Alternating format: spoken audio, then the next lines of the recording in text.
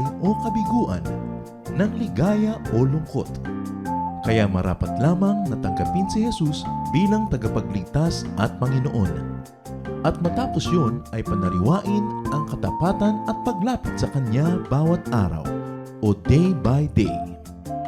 Ang day by day ay naglalayong umalalay sa pang-araw-araw na pamumuhay. Narito po si Kuya Ed Lapis sa mensaheng pinamagatang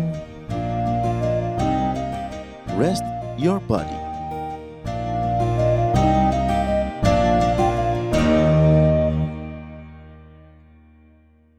1 Corinthians 6:19-20. Do you not know that your bodies are temple of the Holy Spirit, who is in you, whom you have received from God? Therefore, honor God with your bodies. Ang ating pag-aaral ngayon, pinamagatan natin, rest your body. Ipahinga ang pagod na katawan. Salamat, Panginoon, dahil kayo ay nagmamahal sa amin at nais nyo kaming mapabuti. Dalangin namin ngayon, Panginoon, maunawa namin ang iyong mensahe. Kayo po ang maging tunay at kaisa-isang tagapangaral. Gamitin nyo lang ang inyong lingkod. May your voice set us free, empower us, and enable us to follow in the footsteps of your Son, Jesus. Father, we commit this time to you. Bless your people and lift up your name. In the name of your Son, Jesus, we pray with thanksgiving. Amen. Rest your body. Ang Panginoong Jesus ay dumating sa isang mundong ang mga tao ay pagod na pagod. Sa katunayan, sa pagsisimula ng bayang Israel, sila ay pagod na pagod. They came from slavery. Kaya ang isa sa mga utos na ibinigay ng Diyos ay tungkol sa pagpapahinga. Ang mundo ay pagod na pagod. Only in the last 200 or 300 years, medyo nagkaroon ng konting pahinga ang tao, lalo nung nagsimula ang Industrial Revolution, when machines were invented and created to help people do their work. And until very recently, kung gagawa ka ng merienda, ginigiling mo pa yung mga malagkit, gagawa ka ng galapong, lulutuin mo, kukudkurin mo ang nyog, magme-merienda ka lang, 3 oras kang gagawa ng trabaho. Yung isinusuot mong damit ay nilalabhan, ikinukula, pinupukpok, ina-army-roll, pinaplansya. Pagod na pagod ang tao. At hanggang ngayon, maraming pagod. Meron kang 8-hour job, pero 2 oras ka, papunta sa trabaho mo, naglambitin ka sa bus, naghihintay ka sa mga istasyon ng mga tren, at pabalik mo 2 hours na naman, maglalaba ka pa. Pagod ang tao. At naiintindihan yon ng Diyos. The body gets exhausted. That's a fact. With too much work or activity, and sometimes with non-work. Nakakapagod lalo ang walang ginagawa. Kaya merong 2 klaseng taong pagod. Yung ang daming ginagawa at yung walang ginagawa. Parehong nakakapagod yon. The body can be exhausted with too much toxins. Bawat kinakain ng tao na ipinapasok niya sa kanyang lalamunan ay kailangang trabahuhin ang kanyang katawan to process, to digest, to excrete. Bawat sobrang asukal na kinakain ng tao ay pinaghihirapan ng kanyang katawan na tanggalin, linisin, salain. Bawat sobrang asin at taba na kinakain natin ay hirap na hirap ang ating digestive system kung anong gagawin doon. Hirap na hirap ang ating katawan sa paglalagay natin ng kutakot-takot na lason. At ganon din naman, the body could get exhausted of too much of anything. Yung sobrang manood ng TV, pagod na ang mata. Yung sobrang magbasa. Yung sobrang magbunganga. Ang dami ng mitochondria ng mga cells ng kanyang dila. Yung sobrang manood ng mga dumadaan, yung laging may sobrang ginagawa ang tao. Napapagod ang katawan. And the body needs rest. Which really means only that the body needs balance. So yung mga walang ginagawa, ang prescription, mag-exercise.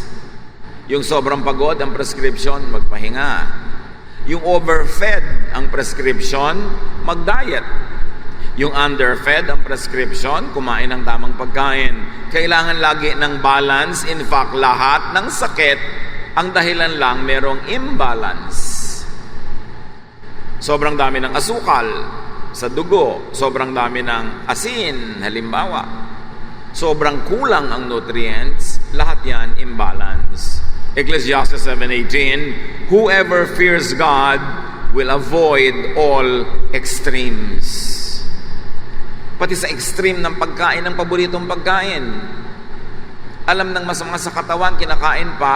Ang sinasabi nyo sa katawan nyo, pasasarapin ko ang aking dila, mag-e-enjoy ako, sangunguyain ko, at bahala ka na digestive system ko na magdusa. Bahala ka liver na magsala ng lahat ng lason. Bahala ka atay, bahala ka pancreas, bahala ka na maghirap dyan. Basta pasasarapin ko ang nalalasap ng aking dila. Alam nyo ba na ang sarap ng pagkain ay hanggang dila lamang? Sa sandaling sarap na nilalasap mo sa iyong bibig, pagpasok sa iyong lalamunan, hanggang madeposito sa iyong mga kalamnan, hirap na hirap ang katawan pag mali ang kinakain, pero ang tao saksakan pa rin ang tigas ang ulo. Ipinagpapalit sa kaunting sandali ng sarap sa dila, yung pagdurusa ng katawan habang buhay. God wants you to rest your body from fatigue, very especially. Exodus 20:9-10, you have 6 days when you can do your work. But the 7th day of each week belongs to me, your God. No one is to work on that day, not you, your children, your slaves, your animals, or the foreigners who live in your towns. Napakalinaw ang sinabi ng Diyos, ang ikapitong araw ay akin, hindi sa inyo. Hindi para kayo ang magdesisyon kung anong gagawin nyo sa ikapitong araw. Akin yan, kaya ako ang magpapasya kung anong gagawin ninyo. Huwag nyo akong pangunahan, huwag nyo akong labanan, at huwag nyo akong suwayin. Akin yan, pero ibinibigay ko sa inyo para kayo magpahinga. Kasi kung kayo lang ang masusunod, baka di kayo magpahinga, kaya inuutos ko sa inyong magpahinga. Marami mga OFWs, mga kapatid, hindi sila nagpapahinga. Kung meron silang isang day off, kumukuha pa ng sideline job.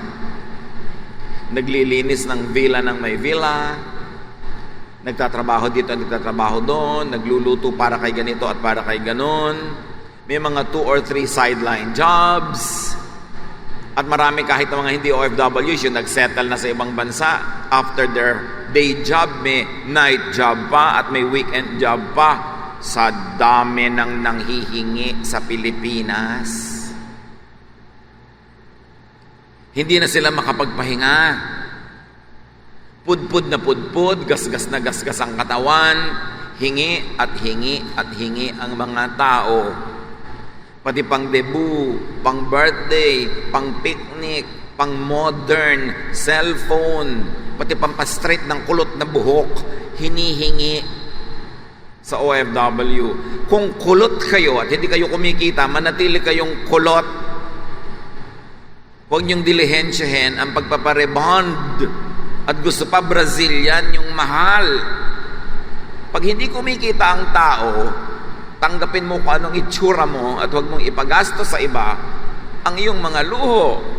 Kasi ang ating mga kawawang OFWs, hindi lang dumadaing, hindi lang nagtatapat, pero wala nang kapahipahinga. Pagod na pagod.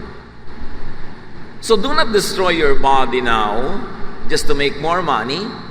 Then later on you will spend all that money to buy back your health sa pagpapagamot dahil nasira na ang kalusugan. Kaya iniutos ng Diyos yung Sabbath.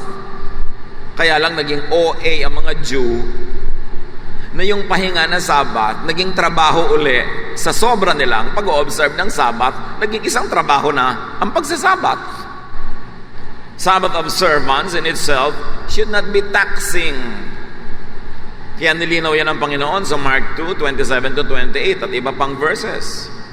Jesus finished by saying, people were not made for the good of the Sabbath. The Sabbath was made for the good of people. So the Son of Man is Lord over the Sabbath. Ang mga Hudyo kasi, ni ayaw nang maghugas ng plato, ayaw magluto pagka Sabbath. Kaya napaka-oppressive na ng observance nila. Kailangan lutuin mo na lahat, ihanda mo na before the Sabbath, the day before the Sabbath.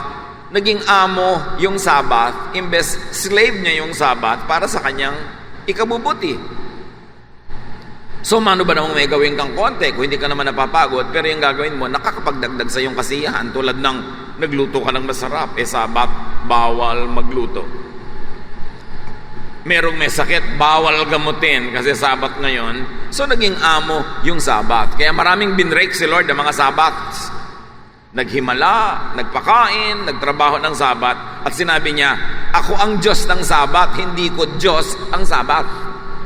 Magagawa ko sa Sabbath ang anumang ibig kong gawin. At sa paggawa ko ng mabuti, yun ang magandang gawin sa Sabbath. Para sa ikabubuti ng tao ang Sabbath, hindi para magkaroon na naman siya ng additional amo. Kaya kung may kailangan kang gawin, edi gawin mo. Napagod ka, bumawi ka sa susunod na Sabbath mo. Basta hindi kailangan na napaka-formal ng iyong pagsunod dito, bulag na pagsunod, nahihirapan ka na para lang masunod mo ang pagpapahinga. Nababaligtad. At ginagawa pa na centerpiece ng mga ibang relihiyon tong Sabbath na ito, na ang linaw-linaw na nga na sinabi ng Panginoon, kaya nag-utos ang Ama ng Sabbath para kayo mapabuti. Ngayon kung napapasama na kayo, napapahamak, para lang ma-observe yung Sabbath, I am the Lord of the Sabbath and I'm telling you, do whatever will give you rest or pleasure or happiness or comfort. So magpahinga. Huwag maghangad ng more income kasi ang magbabayad ay ang katawan. Mga kapatid, kung kayo ang breadwinner, habaan nyo ang buhay nyo. Huwag kayong mamatay agad. Therefore, magpahinga kayo. At kung kayo naman yung tinutulungan, sinusuportahan ng breadwinner, magtipid-tipid naman kayo para hindi naman mamatay yung breadwinner nyo ng maaga. Mahalin nyo siya, pagpahingahin. At kung hindi nyo siya mahal, magpaka-wise kayo kasi pag namatay siya, wala na kayong breadwinner. In both cases, earn a little bit. And remember, 1 peso saved is 1 peso earned. Kung hindi pa kayo ang kumikita ng inyong ginagastos, sikapin ninyo na liitan ng gastos at maghanap ng mga pagkakakitaan. Huwag kayong umimbento ng mga gagastusin tapos ipapasan nyo dun sa kawawang breadwinner. How do you give your body healthful rest? Live under God's care. Mapagmahal ang Diyos, at kung susundin lang natin ang kanyang mga alituntunin, kikitain natin ang dapat natin kitain at makakapagpahinga pa tayo sabay. Hindi kailangan that you burn your candle at both ends. So be godly. God can bless you in many ways. Hindi ko mo mas maraming trabaho, mas maraming income. At hindi ko mo konti lang ang trabaho, konti lang ang income. Pag gusto kang i-bless ni Lord, kayang-kaya niyang i-multiply ang ginagawa mo. Pero pag hindi ka gustong i-bless, kaya rin niyang i-divide yung income. Maraming gumagastos, maraming napagkakagastosan, nasasayang din at nauubos ang ating kinikita. Psalm 127 verse 2, it is useless to get up early and stay late in order to earn a living.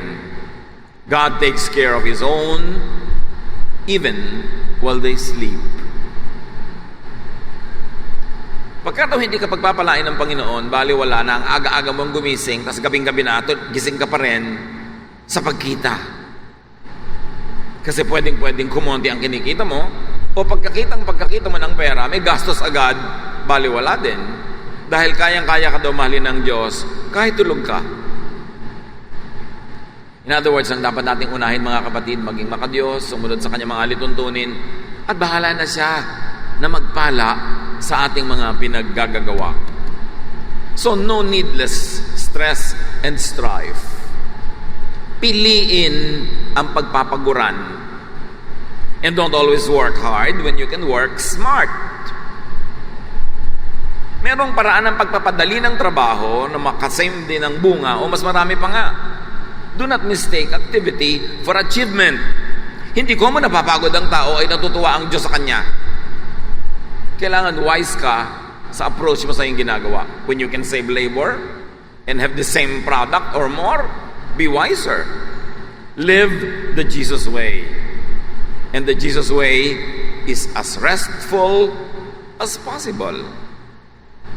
Si Jesus walang sinayang na pagod. Gumagawa kung dapat gumawa. Umaaten ng mga wedding feast kung dapat umaten. Nakikisalo sa mga handaan kung may handaan. Nagpapagaling kung dapat may pagalingin. At natutulog kahit may bagyo kung gustong matulog. May panahon para sa lahat. Matthew 11:28-30. If you are tired from carrying heavy burdens, come to me, and I'll give you rest. Take the yoke I give you, put it on your shoulders, and learn from me.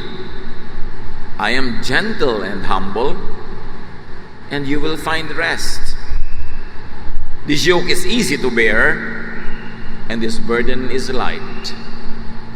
Ang mas malalim na diwa ng kautosan at turo na ito ng Panginoon sa kapahingahan ay may kinalaman sa kalooban, kapahingahan ng isip, kapahingahan ng kaluluwa, ng espiritu, sa pagod na puso na laging pinapagod at pinahihirapan ng mga religious leaders ng Israel.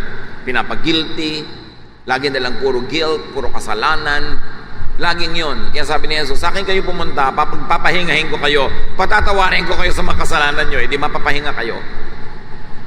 Tatanggapin ko kayo, ano man kayo, edi mapapahinga kayo, and then we will all work together for your improvement at your pace, your style. Hindi ka pipilitin o papagurin. Pero applicable din ito sa physical rest. Nakita niyo ang Panginoon, may bagyo na nga, natutulog pa. Kasi pinapakita niya na hindi naman kung may bagyo, dapat kang gising. Kasi kahit gising ka, wala ka rin naman magagawa talaga. Pero, ginising siya na kanyang mga disciples, gumising naman. Pero ipinapakita niya sa mga disciples, ano naman ang napala nyo, kawawori? May napala ba kayo, kawawori? Wala naman. Nasa Panginoon pa rin ang kalutasan ng lahat. Kaya kung ikay kinalulog na ng Panginoon, napakahirap ba naman sa Kanya? Mailigtas ka sa mga unos. Napakahirap ba naman sa Kanya na yung itinanim mo ay magbunga ng marami? Kahit hindi mo hukayan araw-araw yung para tingnan mo kung tumutubo nga ba. Pero kung nabubuhay ka, na kinalulugdan ng Diyos ang iyong pamamaraan sa buhay, sino ang makapipigil sa Kanyang pagpalain ka? Kaya ang inuuna natin is to please God, to honor God, and one of the ways to honor God is to rest your bodies. Why? Because your body is not your own. You were bought at a price. So glorify God in your body. Binili na ni Jesus ng kanyang dugo ang ating lahat-lahat kasama yung ating katawan, hindi para sa atin na waldasin ng ating kalusugan. We don't own our bodies. The Lord paid for it. So honor God with your body. At salamat na lang itong may-ari ng katawan natin na hindi tayo binili, hindi tayo tinubos para alilain. Inuutusan pa tayo magpahinga. Hindi ba napakabait ng Diyos? Jesus wants you to rest, to be rested, to be restful.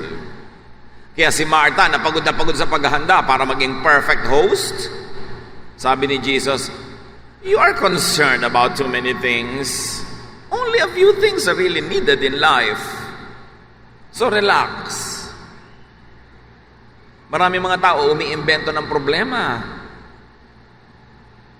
Magpapakasal, gusto sobrang garbong wedding, 3 buwan, 4 na buwan bago mag-wedding, wala nang ginawa yung magnobyo, kundi mag-away araw-araw para sa iplano ang perfect wedding na ito.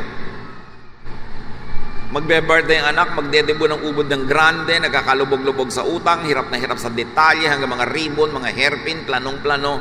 Bakit mo pinapahirapan ang buhay mo? Pwede namang hindi mahirapan. Pwede namang simplihan.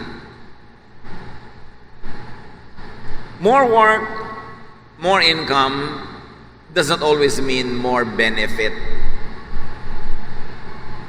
Yung iba sasabihin, lumaki lang ang kita ko, magkakaroon ako ng savings. No.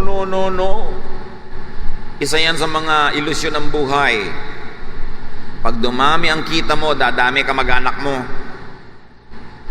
Yung mga hindi mo kilala nung araw, biglang susulpot mula sa kawalan.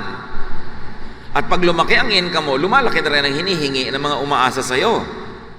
Ecclesiastes 5:11, the more you have, the more everyone expects from you.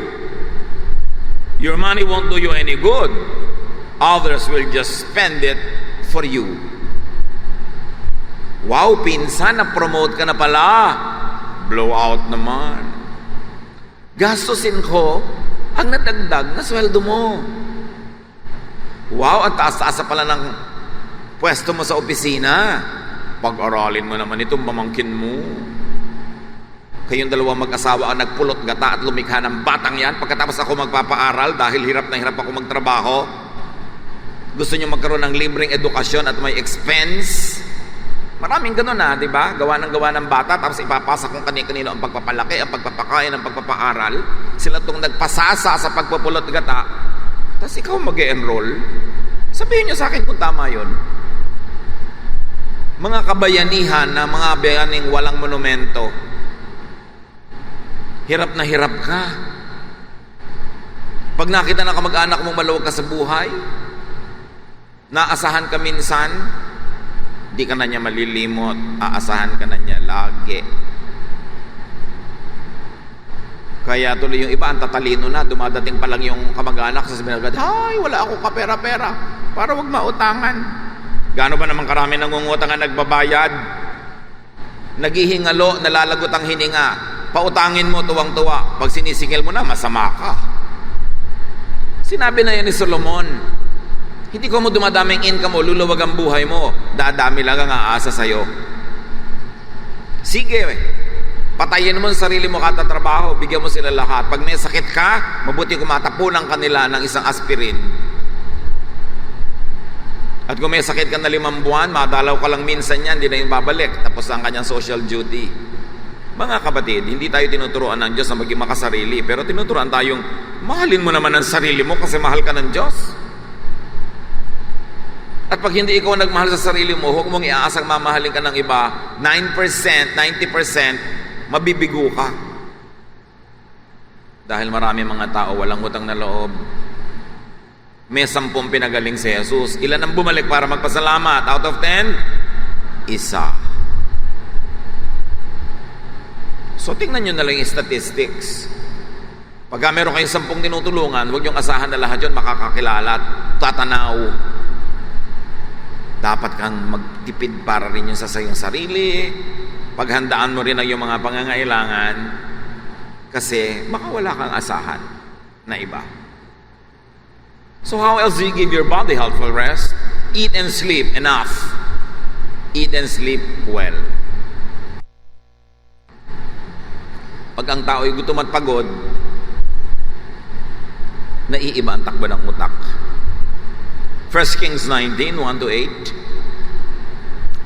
Ahab told his wife Jezebel about what Elijah had done and that he had killed the prophets of Jezebel, the false priests. She sent a message to Elijah, "You killed my prophets, now I'm going to kill you."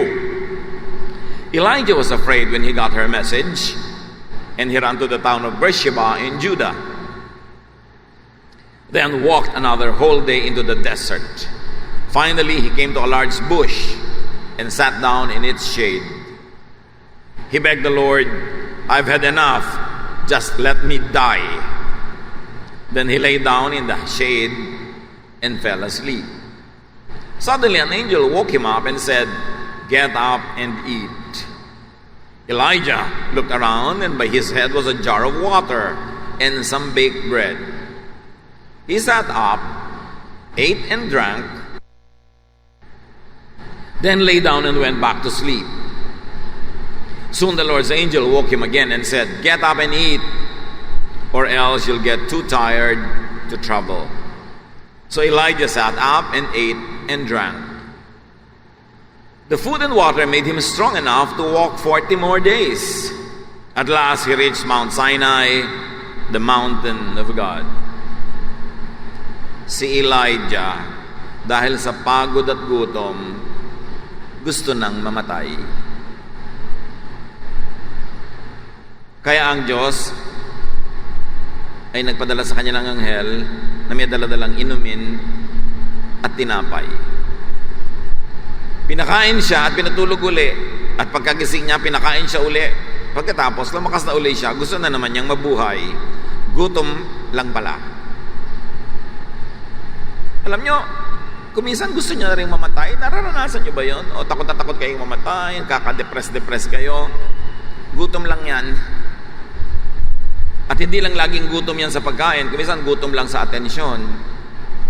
Gutom lang sa pansin. May taong ang bigat-bigat ng muka, ang dilim-dilim ng muka, makatanggap lang ng isang text na, "Hi, sumaya na." Kulang lang pala sa pansin. So kailangan natin ng mga pagkain na gano'n ng ating katawan, ng ating espiritu, ng ating puso, para tayo sumigla. But remember this, even prophets could be emotionally and spiritually depressed. Sa katunayan, marami sa mga religious leaders ay mayroong acute depression. Kasi nadidinig mo lahat ng problema ng tao, nagpapakounsel sa'yo, nalalaman mo ang mga suliranin ng bawat tao. Mabigat dalhin yun sa puso. Kaya kung minsan, marami sa mga pastors, si psychiatrists. Kasi ang load ng kanilang isip, ang dami-dami. Ang mga tao naman, ibubunton sa'yo lahat ng problema niya. "Ay, salamat po, pastor, gumaan ang loob ko." Oo, kasi sa akin bumigat nilipat mo sa akin. Kaya gumaan ang loob mo, iha, inilipat mo sa akin. Alam niyo yung mga counselors, ipa-appreciate niyo sila. Kasi gumagaan ng dibdib mo dahil nililipat mo sa kanila. And if they're serious with their ministry, dinidibdib nila yon. Dinaramdam nila ang yung mga dinaramdam. Kaya marami sa mga religious leaders may depression. Tapos nadadagdagan pa ng expectation ng mga tao na dahil spiritual leader ka, dapat ang strong-strong mo, hindi mo tuloy maipahalata na ikaw may nagkakagiba-giba na at nagkakandahina-hina sa iyong loob. Kasi ina-expect ng mga tao, Superman ka. Lalong nadadagdagan ng depression mo. Kaya mamaya, nasa basement ka na ng isang ospital. Kasi wala ka mahingahan. People don't expect you to be less human. They want to be you to be more superhuman. At itong propeta, nakita ninyo, gusto nang mamatay. Kailangan lang pala ng pahinga. Lahat tayo, kailangan ng pahinga.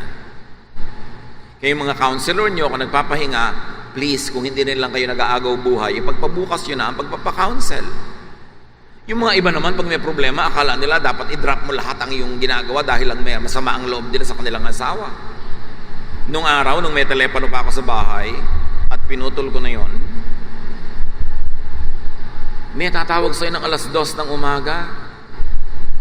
Alas 2 ng umaga. Pastor, 7 taon na po akong may problema sa asawa ko. 7 taon. Opo. 7 taon na pala yung problema mo. Bakit hindi mo naman ipagpabukas ang usapan natin? Natiis mo na ng 7 taon, gigisingin mo pa ako ng alas 2? Ay, nakakaabala po ba ako? Oo! Ano sa palagay mo? Gusto mo ako mag-preach bukas ang aga-aga pero pupuyatin mo ako ngayon. Ngayon, kung may nag-aagaw buhay, kailangan dalhin sa ospital, sige, gisingin mo ako, magtulungan tayo. Pero dahil lang masama ang loob mo, 7 taon ka na nagtiis, bukas na. Dapat ganon. May mga magpapakounsel naman sa'yo, 3 oras sa kwento ng kwento, wala man lang tanong, ano ba pinag-uusapan natin? Wala ho, gusto ko lang huminga-hinga. Kaya dapat pag may counsel, itatanong ng counselor, ano bang goal ng usapang ito? Kasi alam nyo, maraming counseling, ang ending, mangungutang pala sa counselor. Parinig ng parinig, pag-pray nyo naman po ang problema ko, yung pala talagang, meron po ba kayo dyan? Ang dami-dami mong mauutangan, counselor pa. Diba? So, nakita nyo mga kapatid, kung minsan, napakahirap din naman yung dinadala yung problema na iba. Pero, Paggaan naman natin doon sa tumutulong sa atin. Huwag nating dagdagan ng unnecessary load. Willing naman yung mga tao na tumulong, pero huwag mo nang pabigatin. Yung pwede namang hindi ganun kabigat. Napakahalaga na marunong ka rin magbigay ng konsuelo sa mga counselor. Ang dami natin mga prayer counselors, ang dami natin mga counselor. Hindi mo lang mabaabutan kahit isang kamatsile no nagpa-counsel. Pero pag sa psychiatrist, ang mahal-mahal magbayad. We should care for those who care for us. Do not kill the tree that bears fruit for you. Dapat nga, lagyan mo pa yun ng fertilizer, diligan mo, dahil ikaw din naman yung nakikinabang. Mahalaga na nagtutulungan. So yung mga taong pagod na, huwag na nating pagurin para makapagpahinga naman sila at huwag gustuhing mamatay. Tulad nitong propetang ito. Mga kapatid, kung magpapahinga kayo mabuti. Invest in a comfortable bed. Kung matutulog kayo ng 8 hours a day, hindi man tuloy-tuloy kahit putol, that's 1/3 of your life.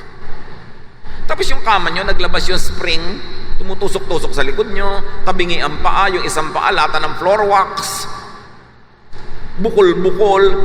Mag-invest naman kayo sa hihigan nyo. Lalo kung kayo yung breadwinner. Kayo itong hirap na hirap. Kailangan pag nahiga kayo, masarap ang tulog. Invest in good beddings, in nutritious foods. Ang daming mga OFW, araw-araw sardinas ang kinakain. Nung araw nasa Saudi Arabia ako, pupunta ako sa bahay ng mga kapatiran at mini-ministeran. Sabi ko, ba't kaya ang lansa-lansa dito sa bahay na to?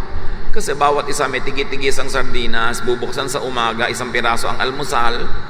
Mamaya, sa hapunan, pag uwi, yung natira yun ang hapunan niya. Kaya ang lansa-lansa na ng bahay kasi walang fridge. Alam nyo ba na maraming OFWs, walang heater ang mga bahay nila? Tinatambak-tambak na lang na kumot ang ginagamit nila kasi nagtitipid sila.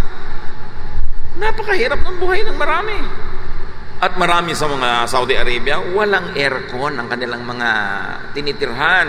Meron lang mga parang desert fan, desert cooler sa pagtitipid. Tapos tuwing tetext ang anak, tuwing tetext ang pamangkin, ang pinsan ng asawa, hingi ng hingi. Dapat marunong tayo magpahinga. Gusto ng Diyos yun para sa atin. So take care of your rest, take care of your diet, take care of your body. God commands you to do it. And sleep as early as possible, as long as possible. Dapat less TV. Huwag kayo magpuyat kapapanood ng TV na mga hindi naman totoong buhay. Dapat itulog nyo yan. Kasi kailangan kayo magpahinga. Too much games. Nagkakaduling-duling na sa kalalaro. Wala namang nararating yung games na yan. Do not waste precious time when you can use it for resting. It is impossible to perform well when you are not rested. Isa pa mga kapatid, celebrate. Observe special days of celebration. Nehemiah 8:10, Nehemiah told the people, enjoy your good food and wine and share some with those who didn't have anything to bring. Don't be sad. This is a special day for the Lord and He will make you very happy and strong. Alam niyo ba na gusto ng Diyos ng mga celebrations? Ang dami-daming piyesta ng ancient Israel. Kasi pag may mga piyesta, masaya. Yung mga walang pera, napapakain nung may pera. Yung mga hindi nagkikita-kita, nagkikita-kita, nagkakaroon ng kasiyahan. At bawat kasiyahan na nalalasap natin ay isang investment, isang savings na nawi-withdraw sa panahon ng lungkot, sa panahon ng hirap. Kaya dapat hanggang kaya mo mag-invest in happiness, in good food, in enjoyment, do it because many sad days will come. At pag dumating ang lungkot, namatayan ka, nagkaroon ka ng sakit, nasunugan ng bakahay, nalugi sa negosyo, saan ka huhugot ng lakas kundi doon sa mga sayang naipon nung mga pwede kang magsaya. Pero kung wala ka malang naipon kahit konting saya sa iyong alaala, wala ka mawi-withdraw. Gusto mo nang mamatay. O pumatay. Kung ano-ano nangyayari sa utak ng tao na naaaburido. So kailangan mo ng nourishment, pleasure, balance. Importante yan. Deposit physical, emotional, and spiritual food in your storage and withdraw when needed. Tuwing mapapasaya nyo ang asawa nyo, pasayahin nyo dahil darating ang time, kahit gusto nyo, ang ibibigay nyo sa kanya problema. dapat may paghugutan naman siya ng maraming deposit na saya. Ganon din sa anak, ganon din sa magulang. Hindi ba't kung minsan, ang napagpaparoonan na lang natin ay, ang dami naman niyang ginawang mabuti sa akin, kaya kahit siya ganyan ngayon, susuportahan ko pa rin siya. Kasi may tanim. Kaya magtanim ka sa iyong sarili, kapatid, ng saya, ng ligaya, ng pleasure, because there will be many unpleasurable, there will be many painful days in life. So be wise. Follow wisdom. Proverbs 9:11, I am wisdom. If you follow me, you will live a long time. And wisdom means nothing more than respecting God's ways.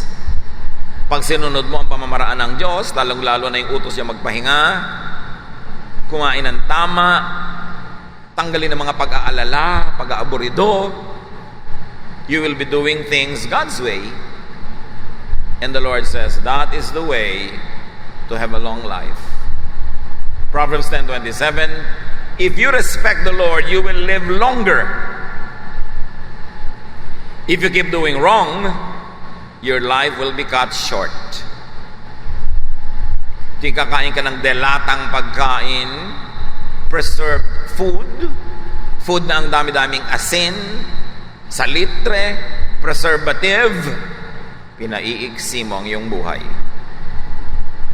O humaba man, nakaratay ka, kailangan ng tao ang kinakain niya as fresh as possible, as clean as possible. Hindi naman pagka hindi ka sumusunod, lalagutin ng Diyos ang iyong hininga. God doesn't do that personally. It happens naturally. Because there are natural laws. If P, then Q. Pag nagpabaya ka sa mga healthful habits, your body will deteriorate. God doesn't have to make a personal decision to kill you. You kill yourself. Kaya mahalaga, inaalagaan natin ang lahat. And then let and help others rest their bodies too. Kung paano mo aalagaan ang iyong katawan, ganun din ang ibigay mong pagkakataon sa kapwa na maalagaan niya yung katawan niya, at kung maaari, tulungan mo pa siyang alagaan ang kanyang katawan. Philippians 2:4, care about them as much as you care about yourselves. John 15:12, now I tell you to love each other as I have loved you. Yun ang sabi ng Panginoon. Mahalin mo ang katawan mo, mahalin mo rin ang katawan ng mga tao nakapaligid sa iyo. Kung maaaring mabawasan mo ang pagod na binibigay mo sa kanila, pag-aalala. Alam niyo mga anak, ang mga magulang niyo hindi natatahimik sa bahay hanggang wala pa kayo. Kaya hanggang maaari, agahan niyo ang uwi para makatulog na sila ng mahimbing. Walang magulang na nakakatulog ng mahimbing habang wala pa ang anak sa bahay. Liban na lang, burarang magulang yon at bihira yon. So maawa ka sa magulang mo na lagi kang wala, inaalala ka, pag na-textan ka pa, hindi mo pa sinasagot. Nagagalit ka pa. Ganon din yung mga asa-asawa, nawawala ka. Siyempre, hindi mapakali ang asawa mo. Hindi makakain, hindi makatulog. Huwag nating pahirapan ang mga nagmamahal sa atin. Magpasalamat tayo at may nagmamahal sa atin. At paggaanin natin sa kanila yung ministry ng pagmamahal sa atin, huwag tayo mga pasaway. Paligayahin natin ang buhay nila. Dahil pag maligaya sila, tayo rin naman ay kasamang liligaya. Pag inubos natin ang lakas nila, tayo rin naman na mauobliga mag-alaga sa kanila. So why don't we just take care of each other? Out of love. And if not out of love, out of wisdom. It's important because we survive better when we help one another. Mahalin ang katawan. Bigayan ng Diyos. Pahiram ng Diyos. Hindi sa atin. 1 Corinthians 6:19-20. Do you not know that your bodies are temples of the Holy Spirit who is in you, whom you have received from God? You are not your own. You were bought at a price. Therefore honor God with your bodies. And resting is one of the best ways to honor our Creator. Don't over-rest.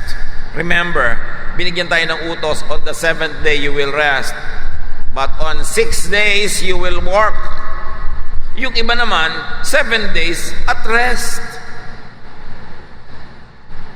When you rest 7 days, somebody else has to work double time to feed you 6 days. Dapat lahat nagtatrabaho. At kung hindi ka pa kumikita ng pera, tumulong ka man lang na makatipid sa paggastos. Mapaliit ang gastusin, malaking bagay na yon. 1 Corinthians 3:17, if anyone destroys God's temple, God will destroy that person. For God's temple is sacred, and the temple is you. Igalang ang katawan. Bago isubo yung gusto mong kainin, itanong mo, kagalang-galang ba itong kakainin ko? Igagalang ba nito ang aking katawan o pahihirapan? O sasabihin mo, basta kasi gusto ko to. Sige, isaksak mo sa baga mo. At pagkatapos, pagka hindi ka na makahinga, lalagyan ka naman kung ano-anong tubo, magdurusa ka rin. Kaya kailangan alagaan mo ang iyong katawan. God does not have to personally afflict people. When people do not obey God's ways, affliction that is embedded in natural law automatically materializes. Hindi na kailangan magpasya ang Diyos na bigyan ka ng ubo. Kung ang tagal-tagal mo ng puyat, hindi ka pa kumakain ng masustansya, may umubo lang 3 kilometers away, may infect ka kasi mababa ang iyong immune system, magkakaubo ka. Hindi magpapasya ang Diyos na, sino ba ngayong araw na to ang bibigyan ko ng mga ubo? Walang ganon. Inilalagay mo ang sarili mo doon sa dadaanan ng mga mikrobyo na matatalo ka pag di mo inaalagaan na yung sarili. Kahit ka madadasalin, kahit ka banal, kahit ka nagsasakripisyo, tatablang ka ng sakit because there is natural law. Don't ask God to override natural law to accommodate your habits. When God overrides natural law, ang tawag doon miracle. Don't always ask God for a miracle when you can just obey natural law. Take care of your body. Kabilin-bilin na natin sa ating tiyangge, yung may mga food dyan sa labas. Dapat walang unhealthful food. Dapat walang mga soft drinks. Dapat walang mga junk food. Dapat walang ganito at walang ganon. Ewan ko kung sinusunod nila. Tingnan ninyo, pag may mga ganon, huwag niyong bilhin. Dapat healthful ang mga kinakain kahit man lang dito. Para makikita natin ng example, napakahigpit ng ating mga bilin. Tapos kumisan makikita mo, sari-sari pa rin mga tinda ng iba. Kung pwede lang bumuka ang lupa para siguro sila lunukin, baka nilunok na sila.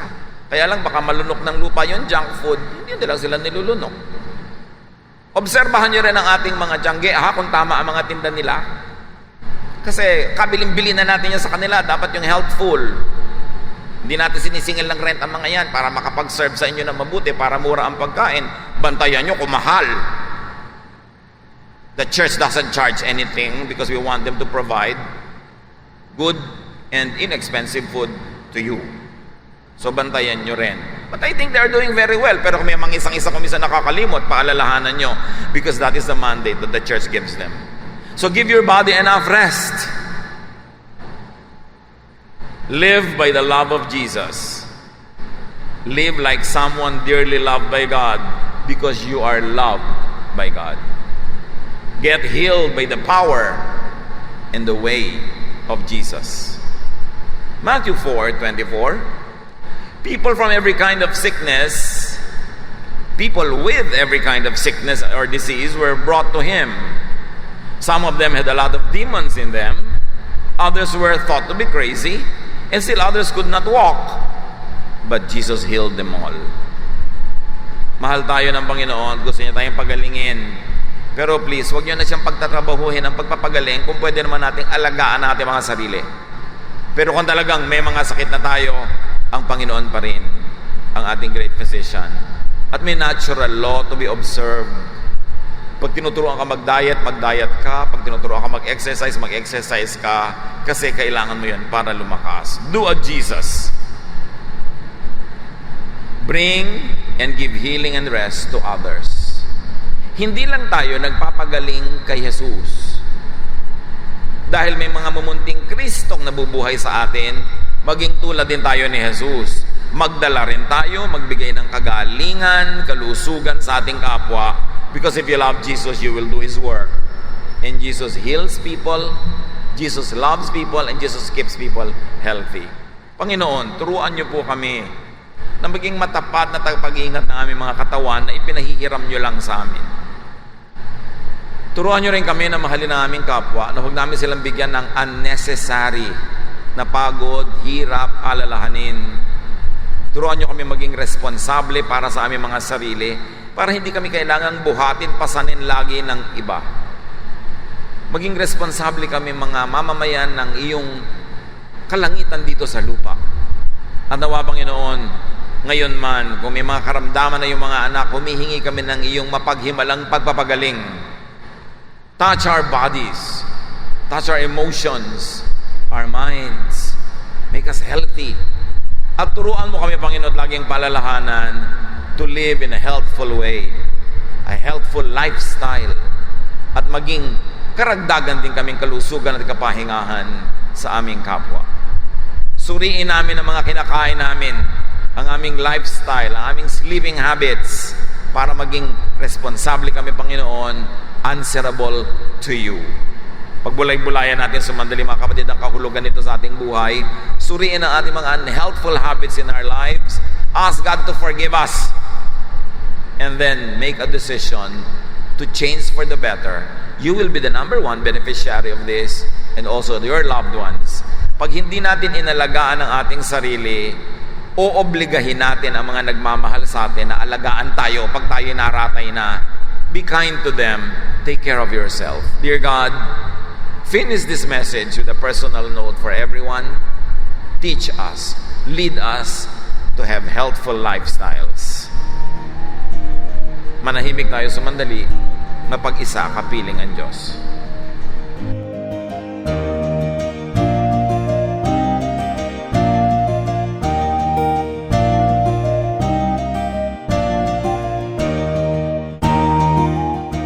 Ang katatapos pong mensahe ni Kuya Ed Lapid ay pinamagatang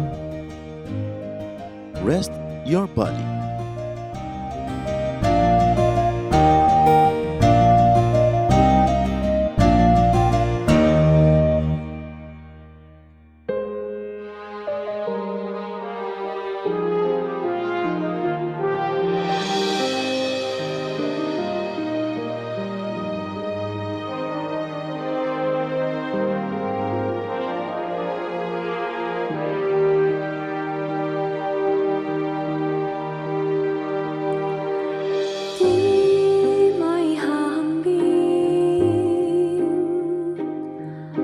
Pag-ibig niyo sa akin, di may haling tulad ang wagas niyong pagtingin. Ang iyong pagmamahal sadyang walang hadlang, wala sa kalagayan at katayuan.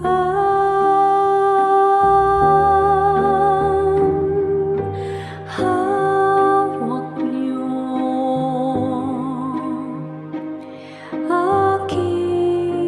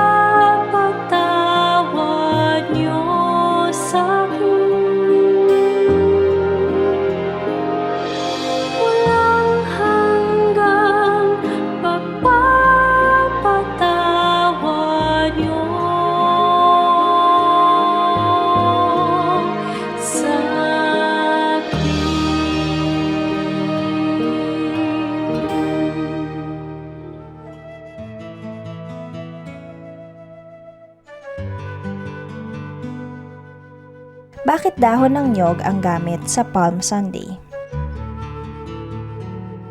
Ang ganda kasi ng mga Pilipino na gamitin kung ano yung available. Eh, yun ang marami tayong dahon. At saka yun ang pinakakamukha ng mga palm na dahon na ginamit sa pagtanggap sa Panginoon sa Jerusalem noong siya ay pumasok sa lungsod na ito.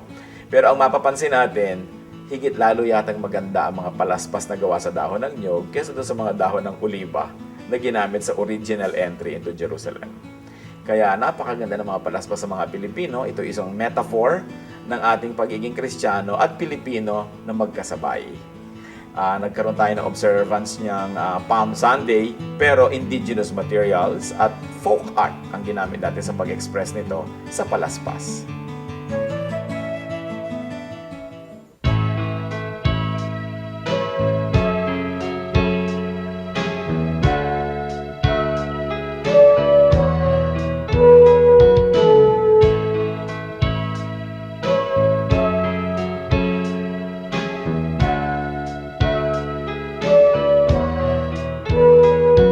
Ikaw ang aming nakikita sa kanilang mukha. Kaya ang mabuting balita binabahagi sa mga dukha. Ngunit paano nilang masisilayan ang habag at pag-ibig mo kung hindi mapatutunayan sa aming patotoo? Kaya kung paano mo kami kinalingan, kung paano mo kami minahal, sa aming buhay nawa ay magbunga ng pagtitiyaga at pagpapagal sa aming kilos, salita at damdamin. Maranasan nilang totoo ang kabutihang natutunan natin na nagmumula sa'yo.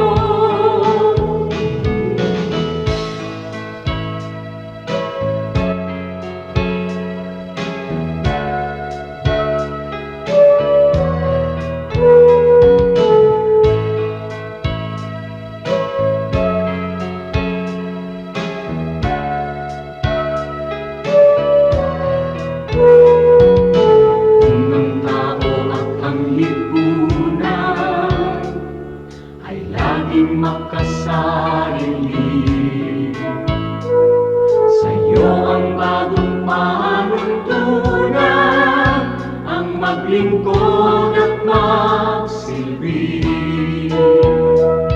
Ang aming pananampalataya patuloy mong palaluin, at sa iyong dakilang biyaya di ka namin bibiguin. Kaya kung paano mo kami kinalingan, kung paano mo kami minahal, sa aming buhay nawa ay magbunga ng pagtitiyaga at pagpapagal sa aming kilos, salita at damdamin. Maranasan